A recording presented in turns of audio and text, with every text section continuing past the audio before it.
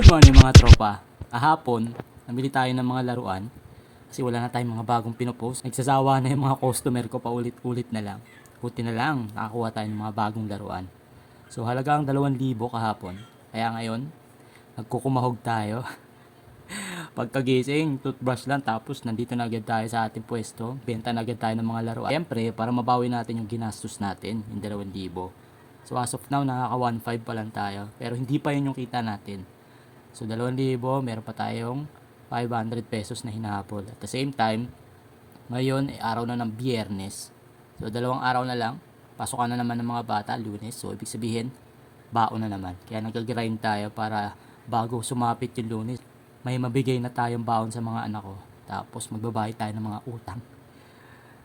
Kung maalala nyo, isang beses sumali ako sa isang auction na kung saan hanggang ngayon hindi ko pa nababawi na gastos ko sa halagang 9,000 pesos. So, siguro kung sasali man ako sa auction ulit, magiging wais na tayo. Hindi tayo padalos-dalos. Kasi yung time na yon, yung mga na-mine ko o nakuha ko is hindi pala siya ganun kaganda.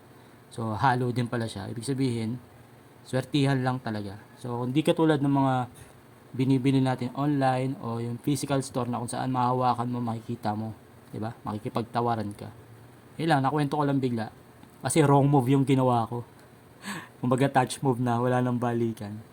So ito tayo ngayon, nagsisimula ulit tayo ng bago. Kaya I'm hoping na mag-boom uli yung business natin kasi nito mga nakaraang buwan, wala tayong mga bagong laruan. So yung mga customer ko nag-alisan.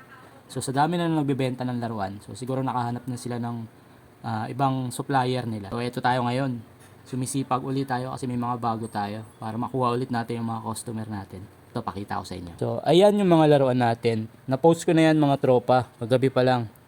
Pagkakuha ko, pinost ko na yan. Yan. Na-miss na mga customer ko yung mga mga weapon. Kaso konti yung weapon natin yan. Dami, di ba? Alam niyo mga tropa, ito yung kagandahan sa isang negosyo, maliit man yan o malaki, yung nag-i-enjoy kayo. Di ba? Ako kasi enjoy na enjoy ako. Alam niyo yun? Yung ultimo sa pagtulog ko, iniisip ko pagising ko magtitinda agad ako. Ganun. Kaya pagising ko kanina, toothbrush lang ako. Excited kasi ako mabenta agad to. Magaganda kasi yung nakuha ko ngayon. Kaya sabi ko mabibenta ko talaga to. Kaya pagkagising ko, toothbrush agad ako. Kain ng tinapay. Kape, pinatimpla ko lang sa anak ko to pagkagising ng anak ko. Nagpatimpla ako. Tapos ito na. Pinost ko na. Although madami pa siya, alis kasi kami, pupunta kami ospital. Kaya mamayang gabi na ulit siguro yung posting ko. Tapos bukas, Sabado, may shipping naman tayo. Grabe, di ba? Hindi lang bike yung pagagawa ni Tonton. May laruan, may suka. Yung damit nga, napabayaan na natin. Pero since malapit na yung Pasko, magbubom na naman yung damit natin.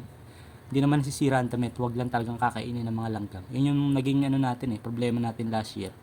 Hindi ko siya nabantayan. Yung mga langgam na maliliit. Mahilig kasing kumain ng mga tela yun. So, butas-butas yung mga damit natin. So, ang nangyari, sinuot ko na lang. Pantulog. So, time check. Mag-alas 11 na ng umaga. So, kakain lang kami tapos punta na kami ospital. Tapos, pag uwi, susort na natin itong mga laruan kasi may mga customer tayo na nagbalikan na. Yung mga mahilig sa weapon. Medyo maganda yung benta natin sa weapon. Sa weapon pa lang. Sa mga figures, wala pa. Hindi pa nagbabalikan yung iba. So, hanggang dito na lang mga tropa. In-update ko lang kayo. Buti pa si Tonton. Sana bumili kayo. Mga binibenta ni Tonton. Peace. Bye-bye. Ang baho ng hininga ko, no? Namoy nyo.